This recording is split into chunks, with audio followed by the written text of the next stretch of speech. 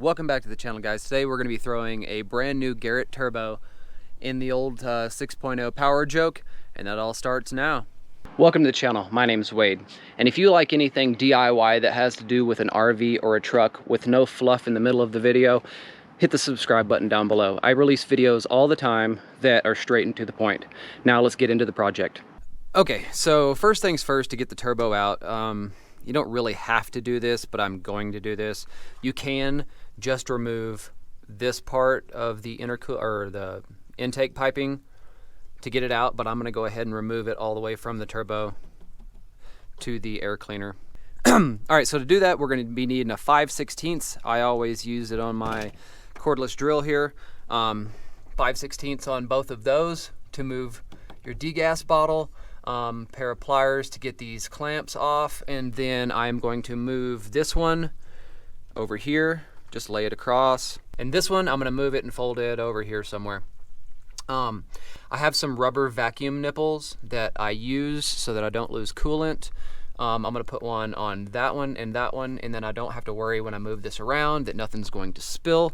So that first step being said, I'm going to go ahead and do it, and I will be back just like. Also, don't forget to unplug your air temperature sensor, pull this out of your piping if you have this or not. And then also I have a fuel pressure gauge, and it's right here on the fuel bowl, so I'm gonna have to remove that as well. So if you have one of those, you do that too. Be right back. Okay, so once you got your sensor disconnected and you got your clamps loosened up, we're gonna be taking the degas bottle and we're actually gonna pull this out like this.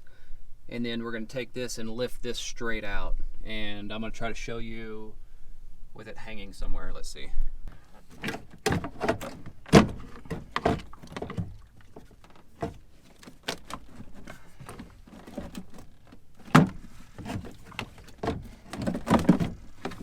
right, give it a little wiggle. You can just pull her right out like that. I'm just going to use this extension to pop this crankcase ventilation hose out. All right.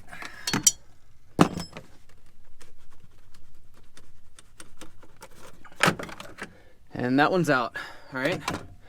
So now what we're going to do is throw the degas bottle back in where it was. All right. What I'm going to do is I'm going to disconnect the negatives of both of the batteries.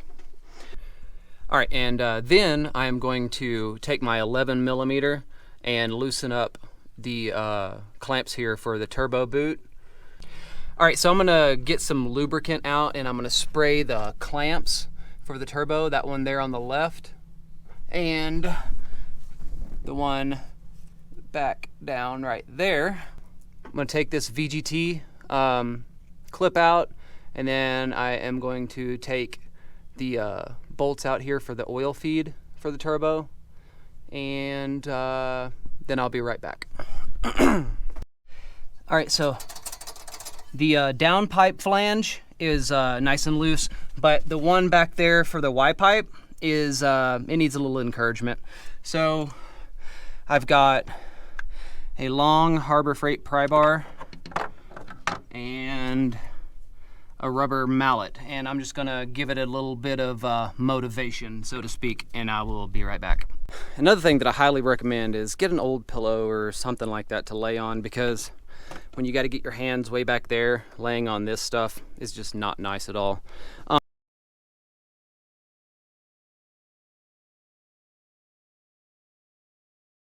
So we got the 3 pedestal bolts out.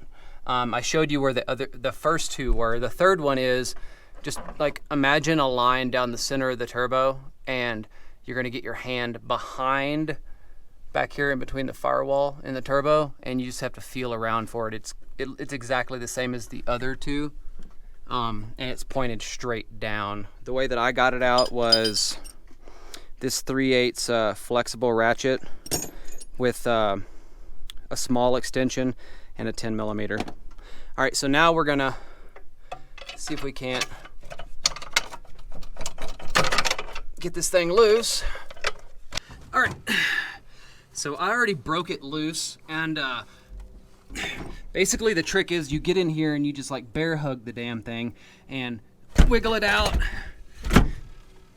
Pull the turbine up first, then pull it straight out. Okay, so we got the turbo out. So this is going to be a great time for you to go around your intake manifold on both sides and make sure all of those bolts are tight, because you don't want boost leaks on your intake manifold. Also, it'd be a good time to check, make sure that all your bolts on your Y pipe are snug, and take out your IPR and clean the screen if it does need the screen cleaned. All right, so I am going to do that behind the scenes because you do not need to see that, and I will be back. So I went and grabbed a flashlight because this is also going to be a great opportunity for you to try to find all the crap that you've dropped down in your intake manifold in the valley area where the turbo is without all that crap in the way. All right, so I'm going to do that and then I'll be back. All right, I'm sorry for the wind if you can hear this. If not, all good. So you're going to take your heat shield off your old turbo, put it on the new one, and then I'm going to go around. Also with this turbo, the holes for the oil feed, the bolt holes are a different size than my original here. I had to actually take 2 bolts out of the turbine housing here because those actually fit the top of this. So I'm going to have to get new bolts for this if I decide to rebuild this one. But anyways, all right, so now we're going to be taking this one and we're going to be dropping it in the truck, and that all starts now. But before we go ahead and drop it in, go ahead and pull your oil drain tube, the one it's the only removable tube right underneath your turbo. Replace the O-rings. So you're probably not going to believe me because I left my Y pipe completely tightened up. It's not loose at all, neither is my pedestal. So you're probably wondering, how in the hell did you get the turbo in and get that Y pipe and that little pin down here to all line up if everything was tight? Believe it or not, I sat the turbo in with the pins lined up. They weren't stuck in there yet because that pipe was not loose, and I moved my body to this side and just kicked it with my foot and it popped it right in place. So I was fighting this for about, to be honest, about 20 minutes, and then I just put some old brute force to it and got it in. All right, let me start bolting it up and I will be back. Alrighty, so all 3 of the pedestal bolts are back in, so the turbo is very secure. Next is going to be putting the V-band clamp on the Y pipe and the down pipe, and oil line back to the top. But we're going to also try to put some oil down in the turbo, and we'll take this cover off and lightly spin the turbine to go ahead and just pre-oil the turbo before we start it up here in a little while. So I'm going to get all that done, and I will be right back. I did the oil feed is all with a new gasket and it's tightened down. The VGT wire right here, I went ahead and I redid this wire and I covered it with a brand new wire cover here to protect it for many more miles. So this is pretty much it, guys. This is done. Obviously it's not all put back together, but that's all the easy crap. All right, so I reconnected the water lines. I did not put my air cleaner in yet. I'm just gonna go ahead and start this joker up for you guys, so let's do it.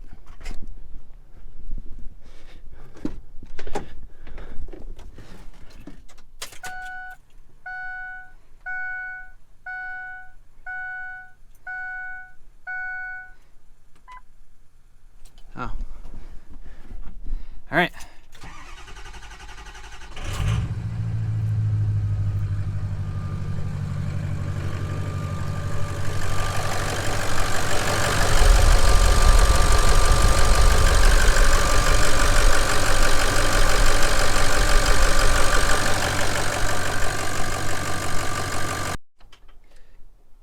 There she is, all put back together.